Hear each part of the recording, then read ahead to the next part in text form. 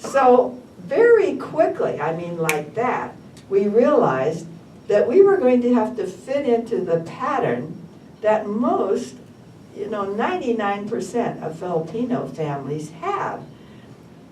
This, we're talking, about 60 years ago. It may be different now. But almost every family had dear Aunt Melinda, who never married or who was widowed, who lived with the family. And she would help with the laundry and the marketing. Or cousin Carmen, who was out of school, couldn't go to high school, didn't have money to go to high school, and she needed a place to stay, so she would come and help. In other words, almost every family, Filipino family we knew, had an extra person or two, which was true in our grandparents' homes.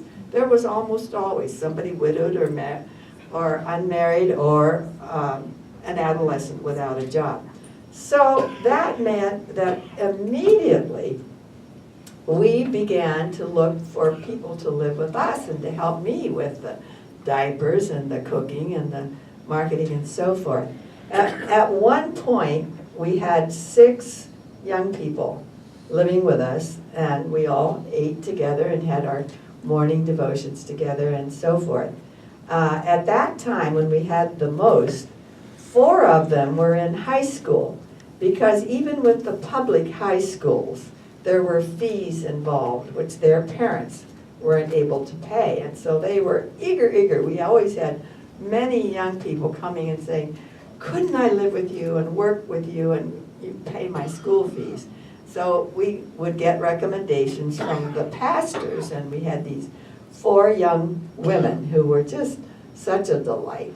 And then, even though Paul and I did study the dialect, we weren't, shall we say, fluent. We could get by.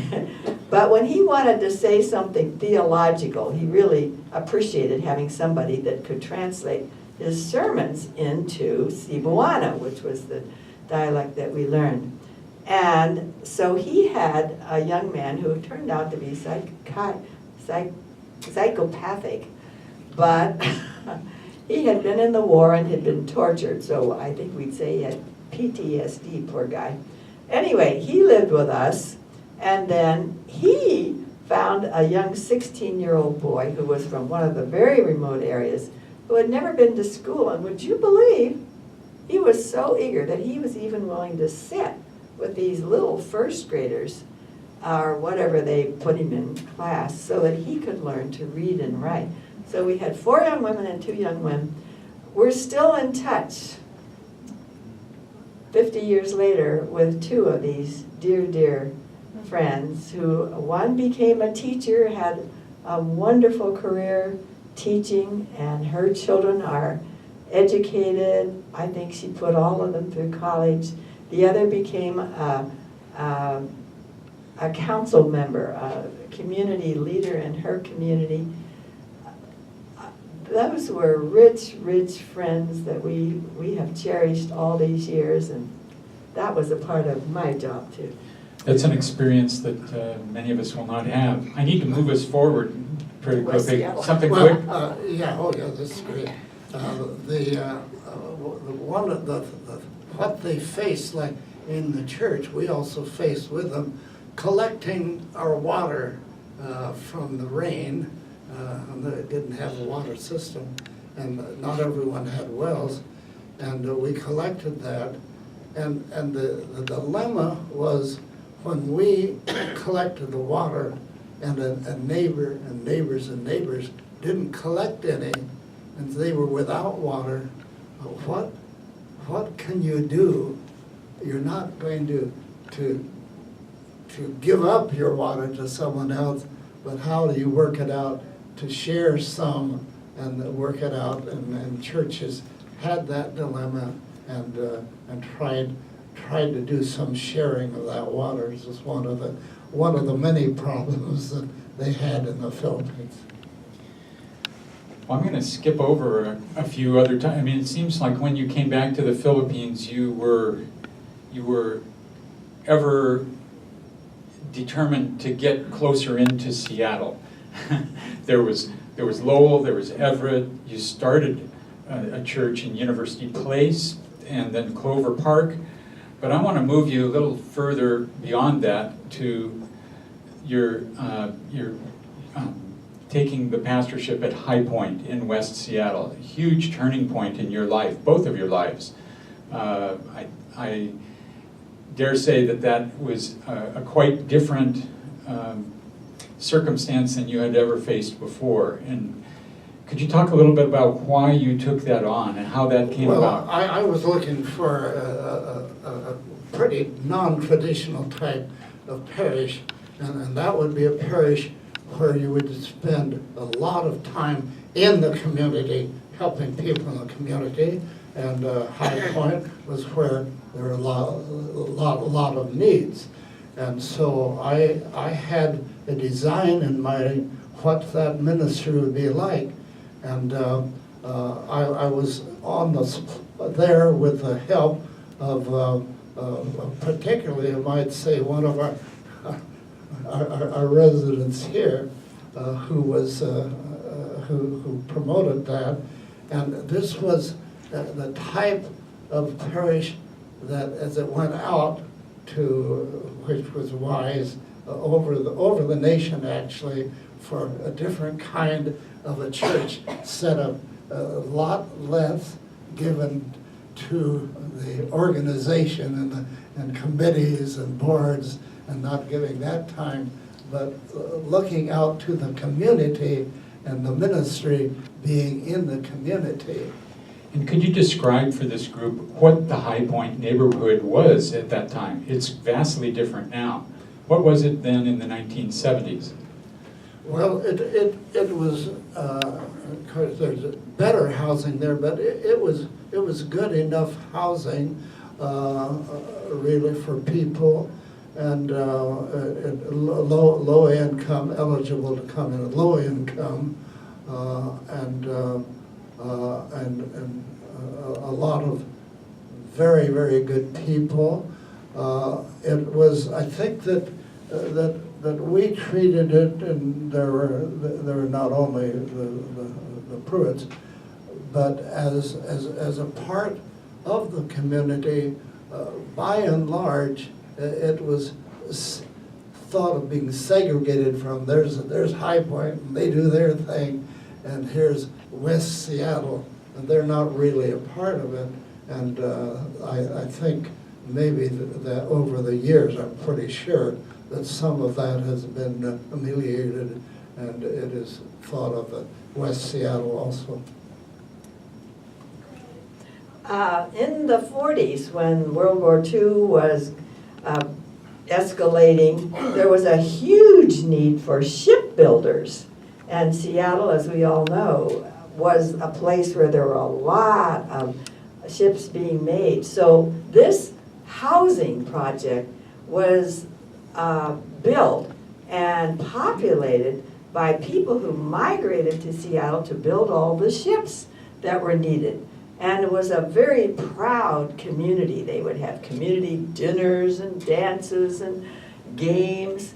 And at the end of the war, it was then made into low-income housing, and at the time, I believe, had 4,000 people living there. That was as big as the town I came from in Pennsylvania. And you had to have a low income, as Paul said, in order to live there.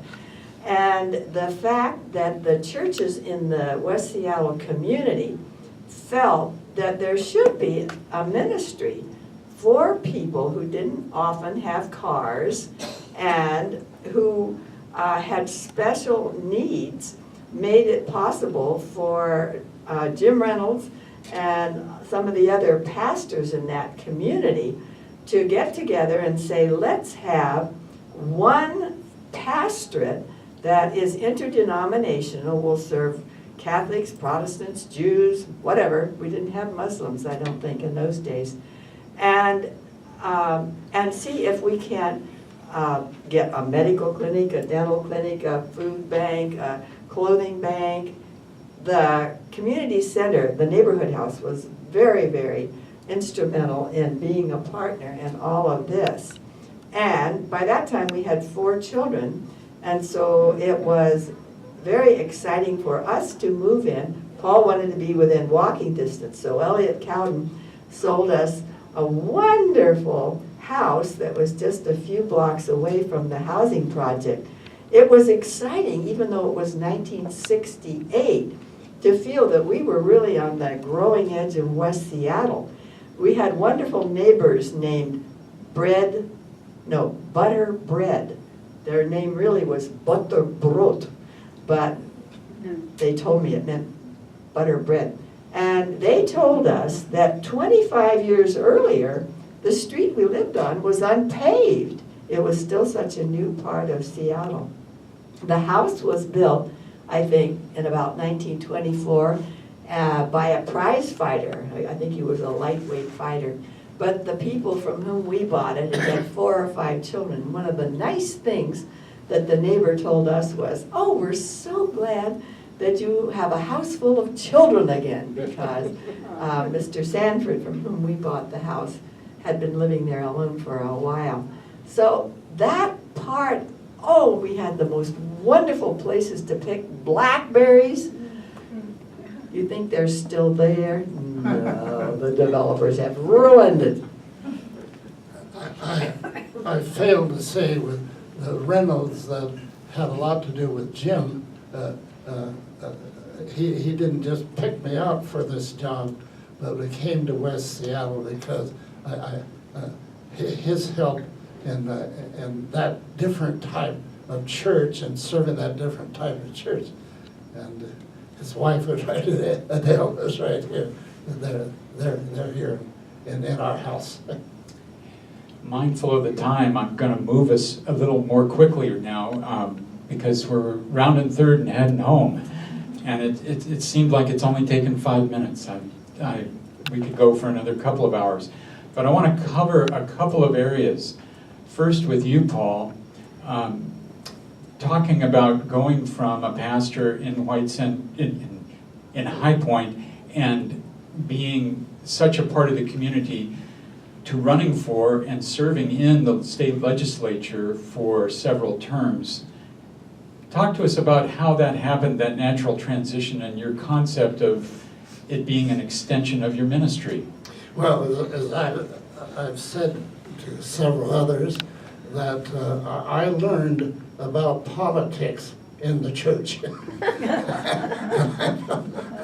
At home, and politics thinking is always bad. No, politics is a part of bringing things together and making decisions.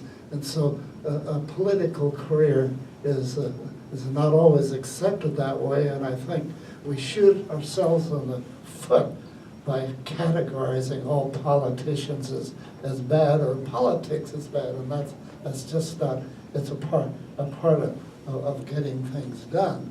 And so I felt at home as we worked toward having improvements in High Point, and one of the improvements was helped by Phyllis Lamfair, who is here, and you'll be talking with her also, to get some money to start a medical clinic and a dental clinic in High Point, and I was part of getting that done and having those facilities which are helpful, and it just fits into what all of life I've felt, and it started in the church with my father and with our churches, that we take care of ourselves, of course, as I said before, we need to, but we should always, it's part of the faith that I believe in and practice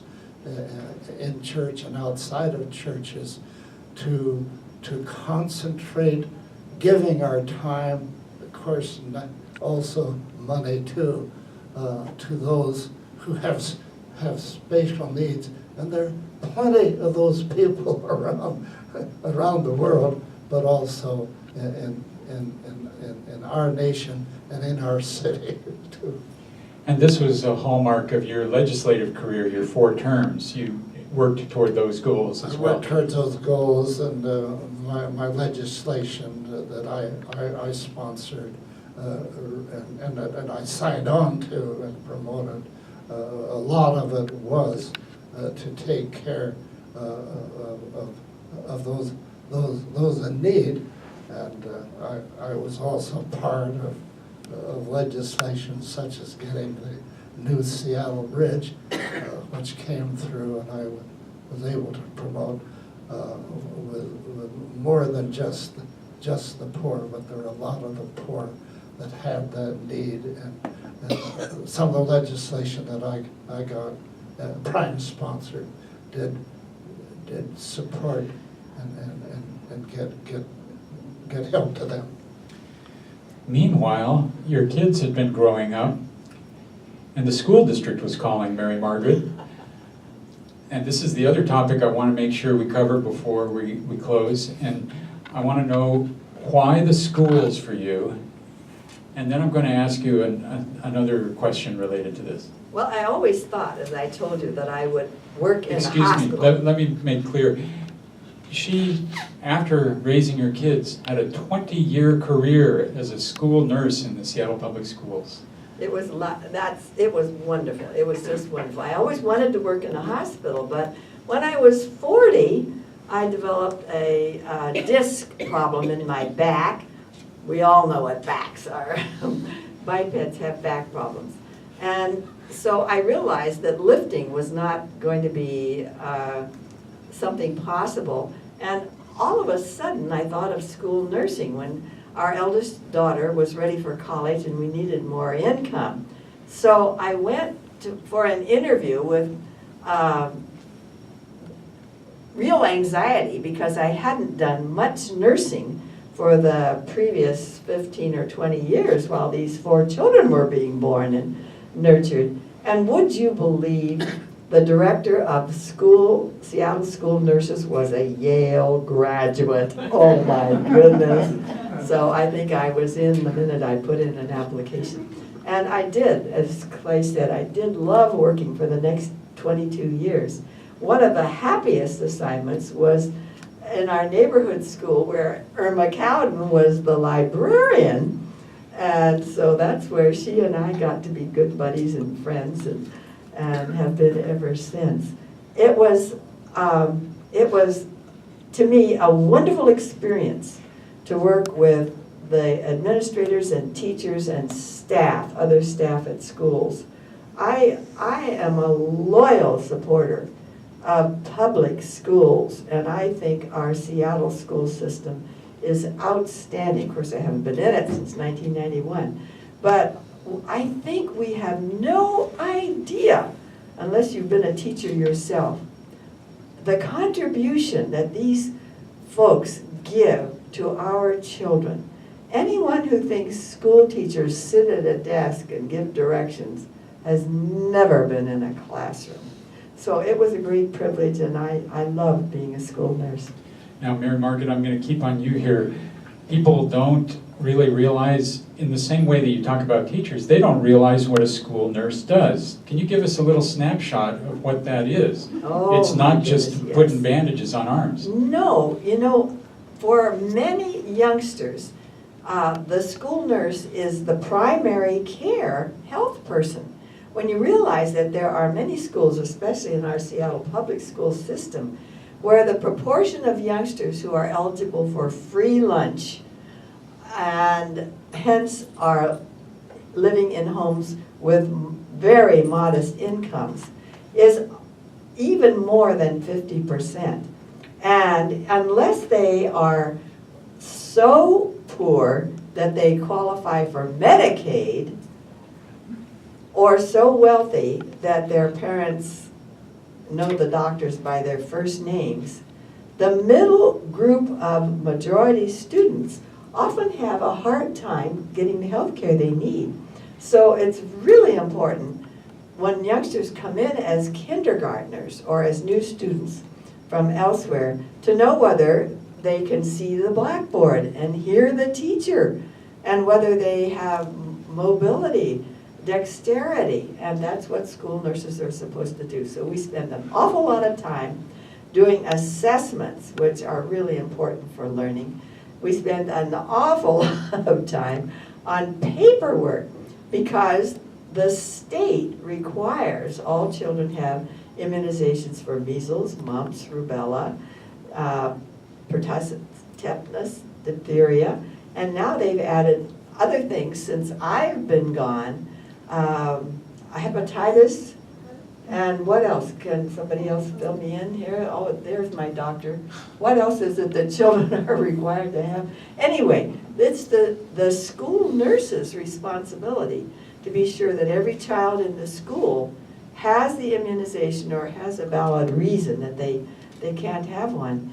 And of course, there are the bandages on the knees and the stomach aches and the headaches and the acute illnesses that we get called. The most angry phone call I ever had was with a mother whose child had head lice.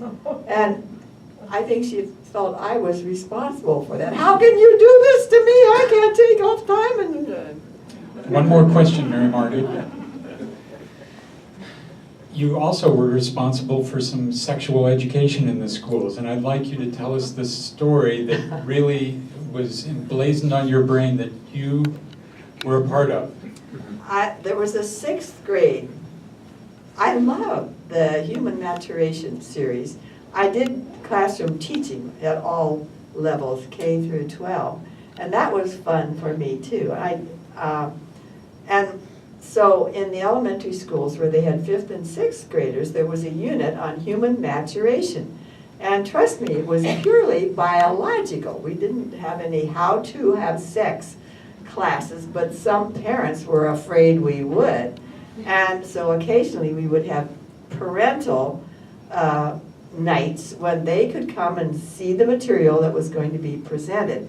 And we did actually have to send notes home saying, is it all right if your child comes to this class taught by this harmless nurse? And 100% of the time, if they would actually look at the materials, they would say, oh, of course, I want them to know that.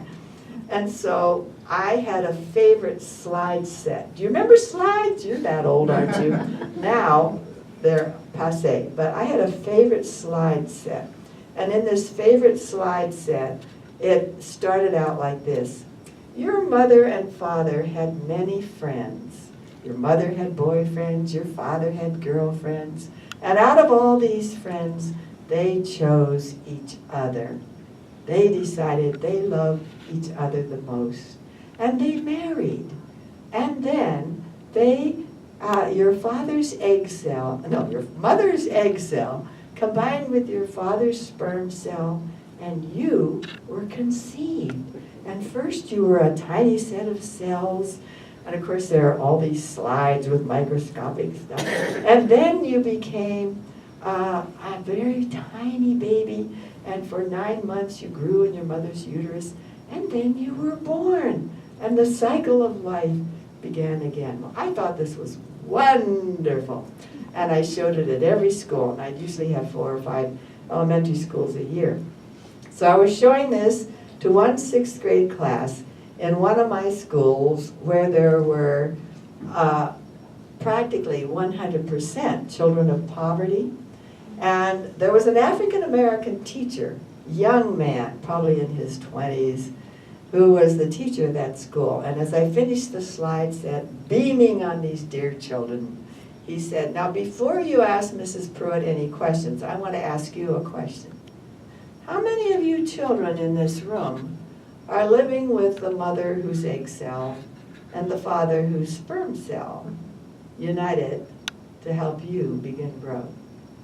And not a single child raised her hand or his hand.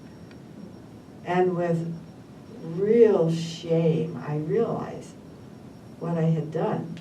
And this wise teacher then said, I just want you to know that this is not your fault. You have nothing to do with the fact that you're not living with your birth father and mother. That's just your life. But you're a good person too. Well, I don't think I ever showed that slide set again, because I realized that my world was so different. And now it would be even more different for those children. But I learned so much from teachers about living in the world where the children are. And I hope I didn't do them immortal damage. Well, thank you both for this. Before we go, we're about a couple minutes over time, but I've got to ask one last question, and you can answer it fairly quickly, I would imagine. We've had two wonderful people here before us today. They are a married couple for many, many decades. I want to know how your two separate pursuits have helped support each other. You've talked about how they've been different, but talk about some commonality, about how that's helped you over the years. Well, I think the commonality is very definitely that we both wanted to serve where there were needs, where the people have need, and I think that comes out in what both of us said. And we were very much together on that. Never any time that either she said to me, well, you're spending too much time with other people, or never that I said, you're spending too much time with other people. And she still spends a lot of time with other people. The night that we were engaged, we walked until about 3 o'clock in the morning. And before we went for this long walk in the rain and plighted our troth with each other, we went to see a grade B movie because it was the least worst of the movies in New Haven. And the name of the movie was Body and Soul. It was about a prize fighter. It was a dumb movie, but we figured that's very prophetic. We're going to deal with body and soul because everybody has each. Would you all please give a big round of applause to Paul and Mary Margaret? Thank you so much for being part of this program. And before we close this up, Phyllis Lamphere, could you please stand in the back? I want you to be recognized because she was my first victim last November. Could you give Phyllis a hand? And Phyllis, who needs no introduction, Phyllis got so revved up by this that she's heading up a committee here at Horizon House to start a series of tours of Seattle's neighborhoods. And guess which neighborhood she's going to start out with? It's West Seattle. And I want you all to put on your mental calendars that this tour is going to take place on May 1st, May Day. And if you want to know more about this, please see Phyllis in the back, and we certainly will get more information out to you. I'm going to be a part of this too, and we're going to cover a lot of ground in West Seattle in a whole morning. And the other thing is to let you know that Paul and Mary Margaret here will be followed next month by somebody who's in the back of the room. Sylvia Odom will be my next victim. And this is just a delight for me to be able to just converse with people and for you to learn some more about people. And I've got to put in a plug for the fact that our museum in West Seattle, which will be on the May 1st tour, has an exhibit now that has a theme of work. How many here in the room have done any kind of work in your lives? I think you will be able to find something in this exhibit that you can identify with, and if you join the tour, you'll be able to come over and see. But I want you to know that Paul and Mary Margaret will be a part of this dynamic exhibit. Sylvia already is. And I thank you all for staying in a little bit over time. This is just a wonderful thing to do, and it wouldn't happen without all of you. Thanks so much.